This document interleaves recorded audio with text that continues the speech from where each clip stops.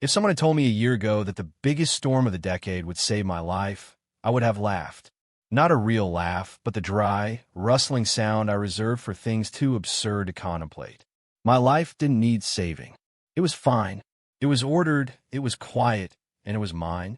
A fortress of solitude built from stacks of books, the gentle ticking of a grandfather clock, and the absolute, predictable rhythm of being alone.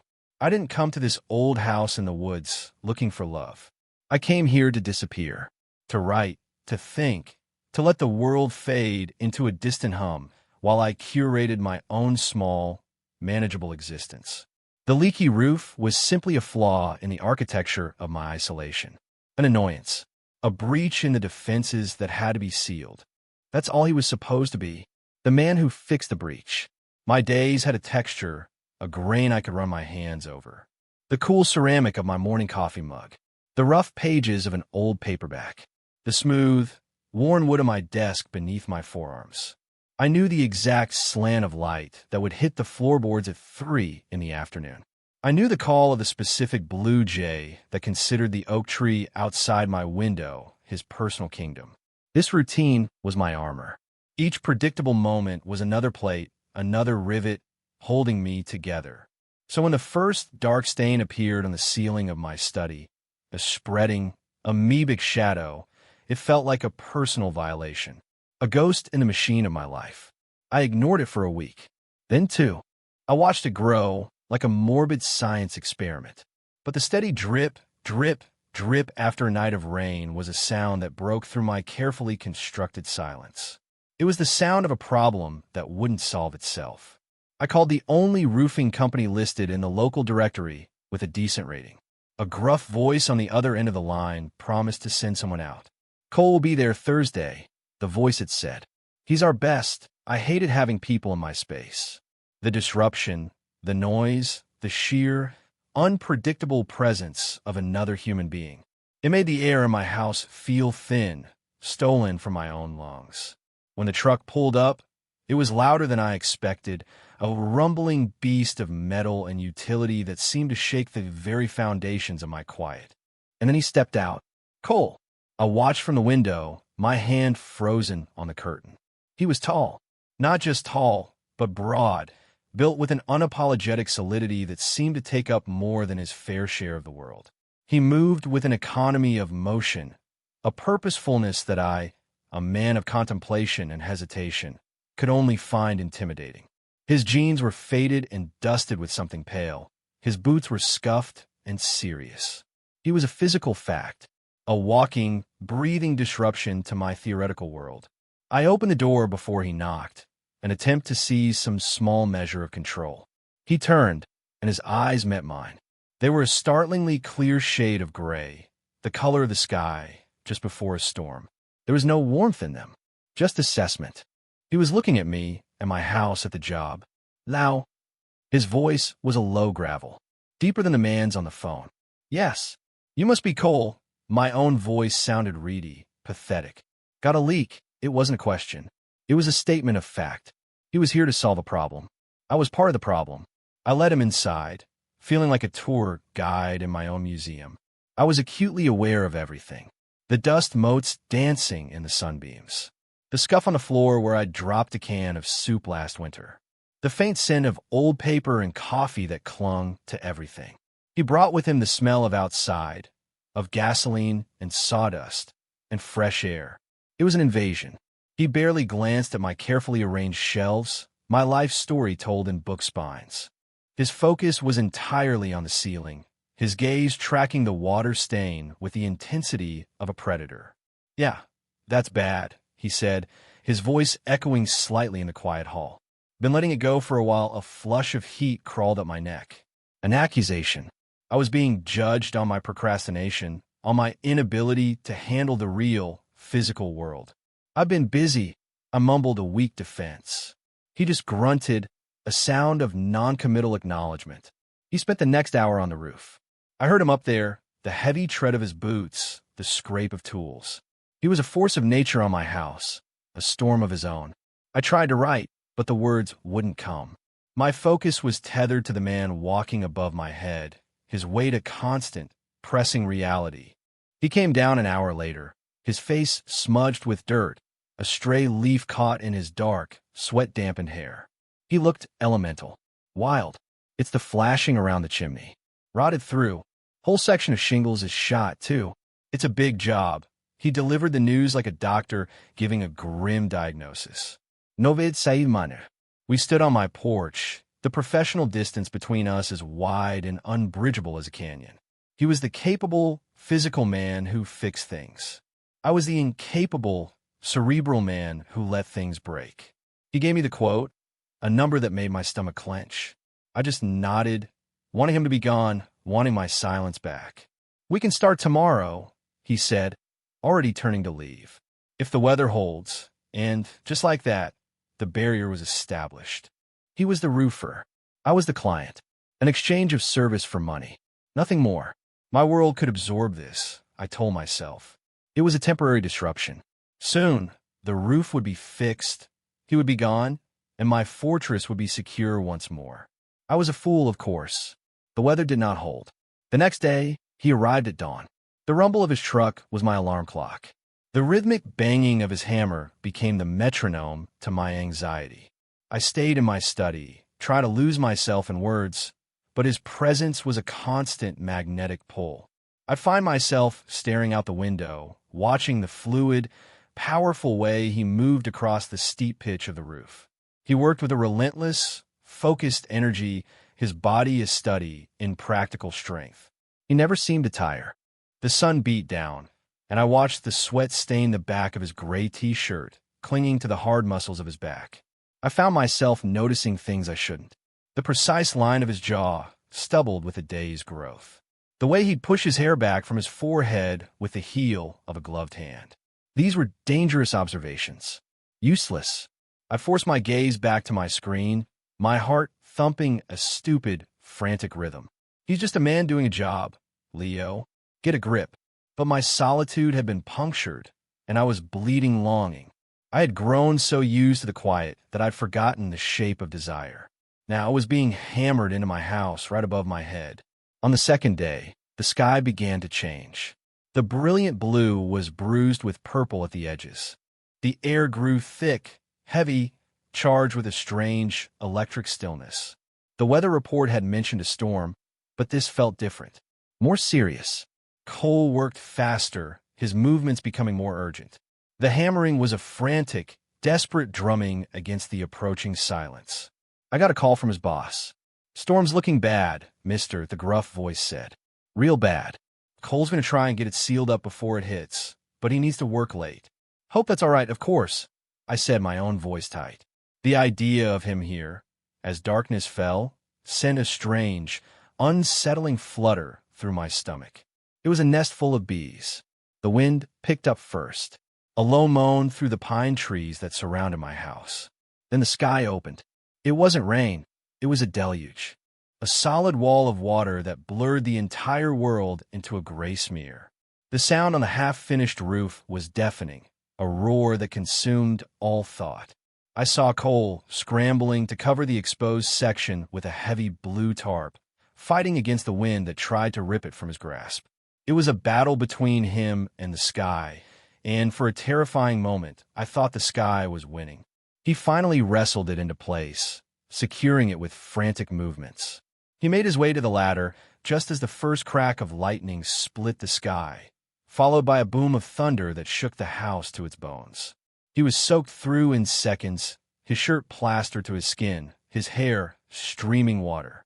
He climbed down the ladder, his movements careful but quick, and stumbled onto the porch, breathing heavily. I opened the door, the wind trying to tear it from my hand.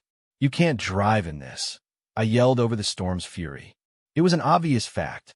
The dirt road to my house would already be turning into a river of mud. He just looked at me, rain dripping from his chin, his gray eyes dark and unreadable. He was breathing hard, not just from exertion, but from something else. Adrenaline, maybe even fear. He nodded, a single, sharp jerk of his head.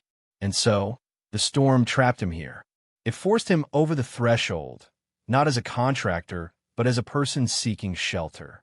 The storm had breached my fortress, and it had pushed him inside with me.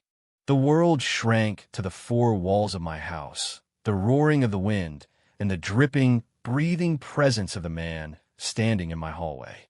My carefully ordered life had just been torn off its hinges. He stood there, dripping on the antique rug, looking utterly out of place. A wild thing brought indoors. I felt a surge of panic, the host's anxiety mixed with a deeper, more personal terror. What was I supposed to do with him? What did we say? "You need to get out of those wet clothes," I said, the words sounding formal and absurd. He just nodded, his gaze sweeping over my living room, taking in the towers of books, the worn armchair, the quiet evidence of my life. I wonder what he saw. A mess? A refuge? A cage? I gave him a towel and a set of my own clothes, a soft, threadbare sweatshirt and a pair of gray sweatpants. The thought of him wearing my things sent another ridiculous jolt through me. It was too intimate. He took them without a word and disappeared into the bathroom. While he was gone, I moved around the living room, pointlessly tidying things that were already tidy, straightening a stack of magazines, adjusting a picture frame. My movements were jerky, my heart a frantic trapped bird against my ribs. The house felt different with him in it. Smaller. The air was charged, thick with his presence, even when he was in another room. He came back a few minutes later. My clothes were comical on him. The sweatshirt was tight across his shoulders, and the sweatpants were too short, ending well above his ankles. He looked like a giant who had accidentally stumbled into a dollhouse. For the first time, I saw a flicker of something other than gruff competence on his face. Awkwardness. He looked as uncomfortable as I felt. "Thanks," he mumbled, running a hand through his still damp hair. "I'll make some coffee," I said, retreating to the safety of my kitchen, to a ritual I understood. He followed me, lingering in the doorway, watching as I measured the grounds, filled the machine. His silence was a physical weight. I was used to silence. I cultivated it, but this was a shared silence, and it was entirely different. It was full of questions. I handed him a mug. He took it, his fingers brushing against mine for a fraction of a second. It was nothing, an accident, but it felt like a static shock, a sudden, intense burst of heat that shot up my arm and straight to my chest. I pulled my hand back as if I'd been burned. My breath hitched. I turned away quickly, pretending to search for sugar, my face flaming. My God, what is wrong with me? This is a stranger. The roofer. I risked a glance at him. He was looking down into his mug, his expression unreadable. Did he feel it? Or was it just me, my lonely, overactive imagination, turning a simple touch into a seismic event? Just then, the lights flickered. Once, twice, and then plunged into absolute darkness. The only sound was the howling of the wind and the rain lashing against the windows. And in the blackness, I could hear him take a sharp breath. "Power's out," he stated, his voice close. Too close. "I have candles," I said, my voice trembling slightly. "And a flashlight." In the kitchen drawer. I fumbled my way toward the counter where I thought the drawer was. My hand slid across the cold granite, searching. I heard a move behind me, a rustle of borrowed fabric. "Here," he said, his voice right by my ear. A moment later, a powerful beam of light cut through the darkness. It wasn't my cheap kitchen flashlight. He must have had one of his own. The beam illuminated my hand, frozen just inches from the drawer handle. He held the light steady, and I pulled the drawer open, my fingers closing around the waxy cylinders of the emergency candles. My hands were shaking. "Matches are in the blue tin," I said, my voice barely a whisper. He found them, his large, capable hand dwarfing the small box. He struck one, the flare of light throwing his face into dramatic relief. The sharp planes of his cheeks, the dark slash of his brows, the intensity in his storm-gray eyes. In that brief, flickering light, he looked less like a roofer and more like a figure from an old, forgotten myth. He lit a few candles, placing them around the kitchen. The room was transformed, filled with dancing shadows and a soft, golden glow.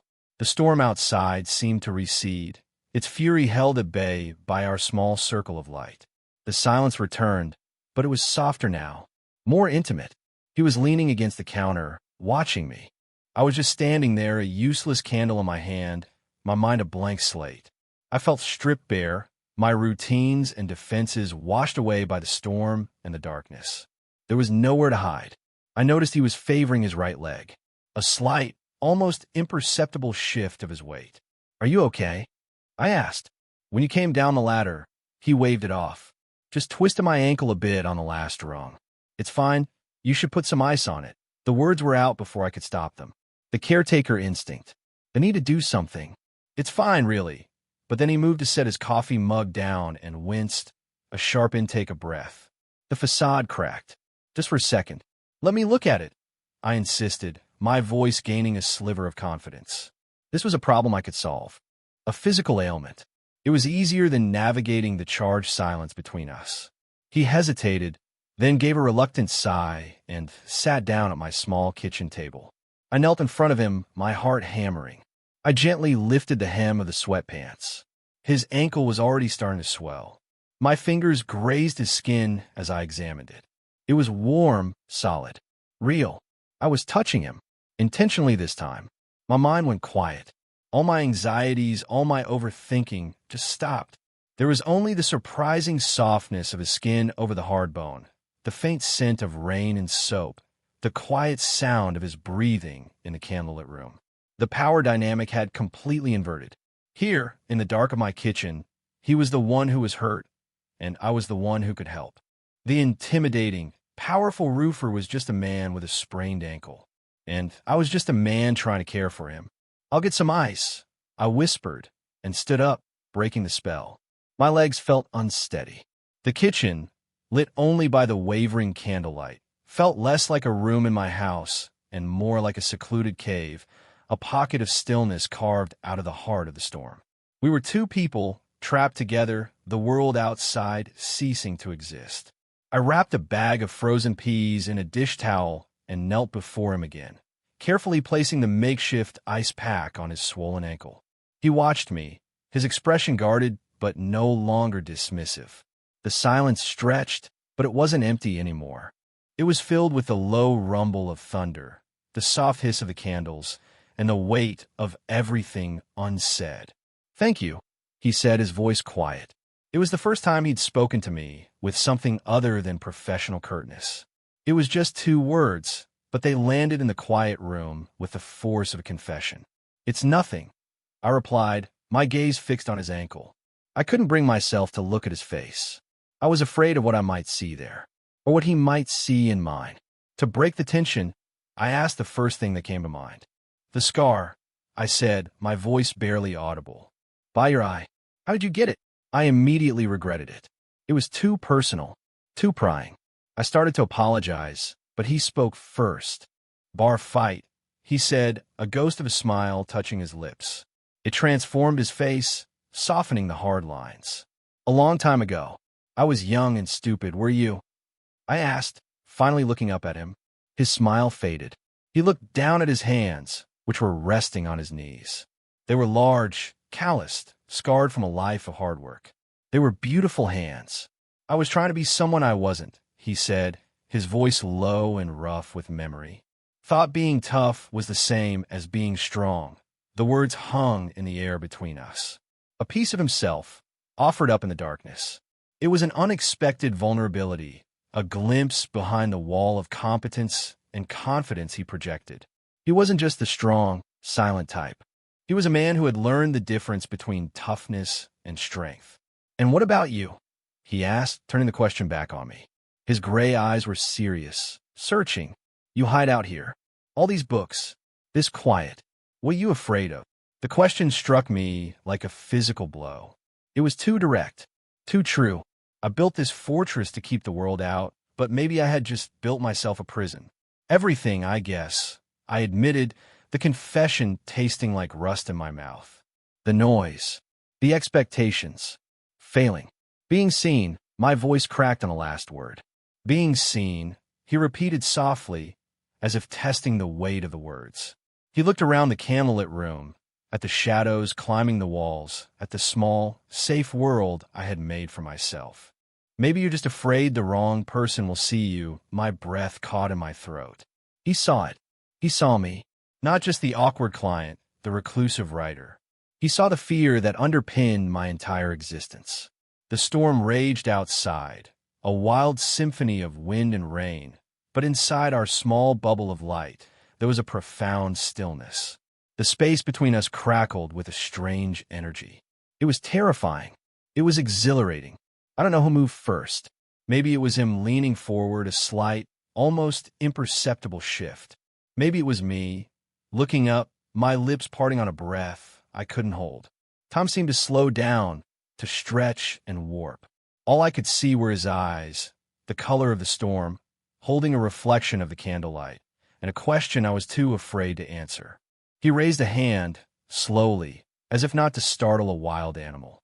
His fingers, rough and calloused, brushed against my cheek. The touch was electric, 1,000 times more potent than when our hands had brushed earlier. It was deliberate. It was a question. My heart was going to beat its way out of my chest. I felt like I was standing on the edge of a cliff, the wind roaring in my ears. All I had to do was lean forward, just a little. So I did. His lips met mine. It wasn't a passionate, desperate kiss like in the movies. It was slow, hesitant. It was unbelievably gentle. It was a discovery, a quiet exploration in the dark. His lips were soft, chapped from the wind, and they tasted faintly of coffee and rain. It was a kiss that asked more than it took, a moment of profound, terrifying, and beautiful honesty. In that single, fragile moment, the walls of my fortress, the carefully constructed defenses I'd spent years building, didn't just crack. They crumbled into dust. The kiss ended as gently as it began. He pulled back just enough to look at me, his forehead resting against mine. His breath was warm on my skin. I kept my eyes closed, trying to memorize the feeling. The rough texture of his hand, still cupping my jaw, the solid presence of him, so close, the impossible quiet that had fallen in my soul. We didn't speak. There were no words for what had just happened. We just stayed like that for a long time, breathing in the same small pocket of candlelit air, while the storm raged on, its fury a distant echo of the tempest inside me. Later, much later, we moved to the living room. He sat on the floor, his back against the sofa, his injured ankle propped up on a cushion. I sat on the rug a few feet away. We talked about everything and nothing, about the books on my shelves, about the towns he'd lived in, about the quiet ache of loneliness that we both recognized in each other. It was the easiest conversation I'd ever had, in the anonymity of the darkness, punctuated only by the flickering candlelight. We were just two people. The labels, roofer, writer, client, contractor, had been washed away by the rain. At some point, my exhaustion caught up with me. My head grew heavy. I must have drifted off because I woke with a start to find that I had slumped sideways, my head resting on his solid thigh. My cheek was pressed against the rough denim of his jeans. Panic flared in my chest. I started to pull away, a mumbled apology on my lips, but his hand came to rest on my shoulder, a firm, gentle weight. "It's okay," he murmured, his voice a low, sleepy rumble. "Go back to sleep," and so I did. I let myself sink into the warmth and solidity of him. For the first time in as long as I could remember, I wasn't alone in the dark, and I wasn't afraid. I fell asleep to the sound of his steady breathing and the fading roar of the storm, feeling safer than I had ever felt in my life. I woke to the sound of silence, a profound, absolute quiet that was a stark contrast to the fury of the night before. The storm had passed. Sunlight, sharp and unforgiving, was streaming through the windows, illuminating the dust motes in the air. And I was alone. I was on the sofa, covered with a blanket I didn't remember pulling over myself. The candles were extinguished, their waxy remnants sitting on the coffee table. The house was still, too still. My heart seized with a cold, familiar dread. "Cole!" I called out, my voice thick with sleep. No answer. I swung my legs off the sofa and stood up. My body ached, a testament to a night spent sleeping in an awkward position. I walked into the kitchen.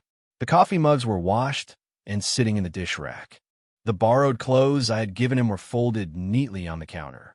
The ice pack, now just a sad, limp bag, was in the sink. He was gone. I rushed to the window. His truck was gone.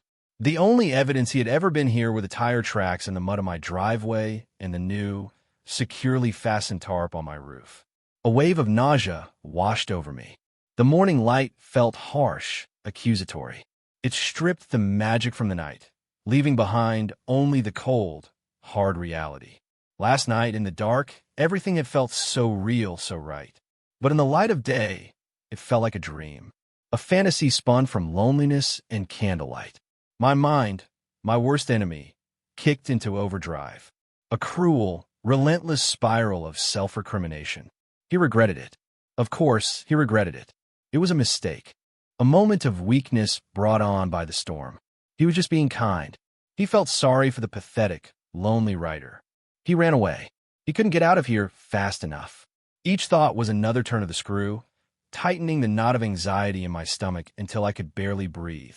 I walked through my quiet house, the same house that had felt like a sanctuary just yesterday, and now it felt like a tomb. His absence was a physical presence, a ghost sitting in every room. I could still smell the faint scent of him, of rain and sawdust, and it was agonizing. The solitude I had once cherished was now a punishment. The silence I had cultivated now screamed his name. I spent the day in a fog of misery. I tried to write, but the words were meaningless. I tried to read, but the sentences blurred together. Every sound from outside, a car on the distant road, the snap of a twig in the woods, made me jump, my heart leaping with a pathetic, desperate hope that it was him coming back. But he didn't come back. The day bled into another. The silence from him was absolute, deafening. He didn't call. He didn't text. He didn't just drive by. Nothing. The roofing company called to say they would be back to finish the job once the roof dried out, maybe in a day or two. The voice on the phone was cheerful, oblivious. I wanted to scream at him. I wanted to ask, where is he? Is he okay? Does he hate me? But I just mumbled, okay, thank you, and hung up. I had been a fool. I had mistaken a moment of shared vulnerability for something more. I had allowed one night, one kiss, to demolish a lifetime of carefully constructed emotional walls. And now I was left in the rubble, exposed and shivering. The old, familiar loneliness returned, but it was different now. It was tainted. Before, it was just a state of being. Now it was an absence. It was the shape of coal, carved out of the air in my home. I had survived the storm, but I was certain the aftermath was going to destroy me. On the morning of the third day, I had resigned myself to the new reality. It was a mistake, a beautiful, painful mistake. I would have to see him again when he came to finish the roof, and we would have to pretend that night never happened. We would be the client and the contractor again. The thought was a cold, hard stone in my gut. I would have to rebuild my walls stronger and higher this time. I was drinking coffee in the kitchen, staring blankly out the window at the woods when I heard it, the rumble of his truck. My heart stopped. Then it started again, hammering against my ribs like a desperate prisoner. I froze, my coffee mug halfway to my lips. It wasn't the whole crew. It was just one truck. His truck. I watched, paralyzed, as he pulled into the driveway and cut the engine. He didn't get out right away. He just sat there, his silhouette visible through the windshield. What was he doing? What was he thinking? My mind raced. He's just here to work. Act normal, Leo. For God's sake, act normal. Finally, his door opened. He swung himself out of the cab, but he didn't go for the ladders on the rack. He just stood there for a moment, looking at my house. He looked tired, more tired than I'd ever seen him. There were dark circles under his eyes. He started walking toward the front door. My breath hitched. This wasn't a work call. He was coming to the door to talk to me. Panic and a wild, irrational hope warred within me. I wanted to run and hide. I wanted to fling the door open. I did neither. I just stood, frozen in my kitchen, listening to the crunch of his boots on the gravel path. Knock, knock. The sound was quiet, hesitant, nothing like the confident rap I would have expected from him. I took a deep breath, walked to the door on legs that felt like they belonged to someone else, and opened it. He stood on my porch, his hands shoved into the pockets of his jeans. He wasn't looking at me. He was looking at his boots. Hi, he said, his voice low and rough. Hi. I managed to reply. An awkward, heavy silence fell between us. The morning air was cool and clean, smelling of damp earth and pine. A bird was singing somewhere nearby, oblivious to the drama unfolding on my doorstep. He started, then trailed off. He finally lifted his head and met my eyes. The anxiety I saw there mirror my own. The strong, confident roofer was gone. In his place was a man who looked just as lost and terrified as I felt. "I'm sorry," he said, the words coming out in a rush, "for just leaving like that. It was a coward's move. I panicked. I just stared at him, unable to form a coherent thought. He wasn't here to pretend it didn't happen. He was here because of it. I don't do that," he continued, gesturing vaguely between us. "I don't feel that. I build walls, you know. It's safer. My whole life has been about being the guy who can handle anything, who doesn't need anyone. And then I was here, with you." He shook his head, struggling for the words. "It felt like the floor had disappeared from under my feet. I thought you regretted it." I whispered, the words I'd been torturing myself with for 2 days finally spoken aloud. "No," he said, his voice full of conviction. He took a step closer, and the space between us became charged again. "God, no. I didn't regret it. I was terrified of it. I lay awake for 2 nights thinking about it. Thinking about you. About how easy it was to talk to you. How I didn't want to leave." He let out a shaky breath. "That scared me more than any storm." Relief washed over me, so potent and overwhelming that I felt my knees go weak. It was a dam-breaking 2 days of pin-up fear and anxiety and heartbreak flooding out of me. He saw it in my face. He took another step, closing the distance between us completely. He reached out, his hand hovering for a moment before he gently cupped my cheek, just as he had in the candlelight. "The truth is," he said, his voice dropping to a near whisper, his thumb stroking my skin, "I didn't run away because I didn't feel anything, Leo. I ran away because I felt everything." And then he kissed me again. Not in the dark, not in the chaos of a storm, but in the bright, clear light of morning. It wasn't hesitant this time. It was sure. It was a confirmation, a promise. It was the end of the silence and the beginning of everything else. When he pulled away, he didn't let go of me. He rested his forehead against mine, his eyes searching my face. "I'm not good at this," he confessed. "This talking, this feeling me neither," I admitted, a watery laugh escaping me. "But I think I want to be with you." A slow smile spread across his face, a real, genuine smile that lit up his gray eyes and made my heart ache with a beautiful, terrifying hope. He reached in his back pocket and pulled something out, a single key on a plain metal ring. He pressed it into my palm and closed my fingers around it. It was warm from his body. "It's to my apartment," he said quietly. "It's not much. It's above a garage in town. It's loud, but I want you to have it." I stared at the key in my hand. A simple, small piece of metal, but it was the heaviest thing I had ever held. It was a key to a door, but it was also a key to a life. An offering, an act of trust so profound it stole my breath. "The roof is almost done," he said, his voice soft. "But I was hoping I'd have a reason to stick around after the job's finished." I looked from the key in my hand to his face, to the open, vulnerable hope in his eyes. And I knew my answer. I had always known. I said, my voice steady for the first time in days. "I can think of a reason." The days that followed were a quiet revelation. Cole and his crew finished the roof. The sound of their work no longer a source of anxiety, but a comforting domestic rhythm. But things were different now. There were shared glances from the ground to the rooftop, small secret smiles.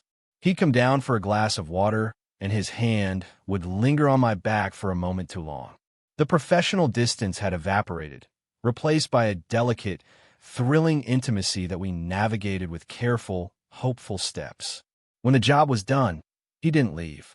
His truck stayed in my driveway. His work boots found a permanent home by my front door, right next to my worn-out sneakers. My house, once a fortress of solitude, transformed. It became a home. His presence filled the quiet spaces, not with noise, but with warmth. The silence was no longer empty. It was comfortable, a shared peace. Waking up became my favorite part of the day. I'd open my eyes to see him there, asleep beside me, his face soft and unguarded in the morning light. The intimidating roofer was gone, replaced by this man whose quiet breathing was the most beautiful sound I had ever heard. Our mornings took on a new routine. He was always up first, the scent of coffee his gentle alarm clock. I'd find him in my small kitchen, his large frame somehow fitting perfectly into the space, his movements sure and steady as he poured 2 mugs. He learned I liked 2 sugars. I learned he drank his black. We'd sit at the kitchen table, the same table where I had first tended to his ankle, and our knees would touch. A simple, grounding contact that said everything we were still learning how to say. We'd talk about our plans for the day, my chapter, his next job, and the conversation was as easy and essential as breathing. His world began to bleed into mine. He brought over a box of his things from his apartment, mostly tools and worn paperbacks, and I cleared a space for them on my shelves. My life of carefully curated theory was making room for his world of tangible reality. And it felt right. It felt whole. One evening, we were sitting on the porch, watching the sunset paint the sky in strokes of orange and purple. The air was cool, and a comfortable silence settled between us. He was leaning back in his chair, relaxed, one of his hands resting on my knee. I looked at him, at the strong line of his profile against the fading light, and a wave of profound gratitude washed over me. I thought about the man I was before the storm, the man who lived in a fortress of fear, who kept the world at arm's length, who believed that safety was found in solitude. I barely recognized him. He turned his head and caught me looking. "What?" he asked, a small smile playing on his lips. "Nothing," I said, smiling back. "Everything." I realized then that the leak in my roof was never the real problem. The real problem was the leak in my life, the slow, steady drip of loneliness that I had mistaken for peace. I'd called a roofer to patch a hole in my house, but this man, this unexpected, quiet, steady man, had ended up patching the hole in my heart. He wasn't a disruption to my life.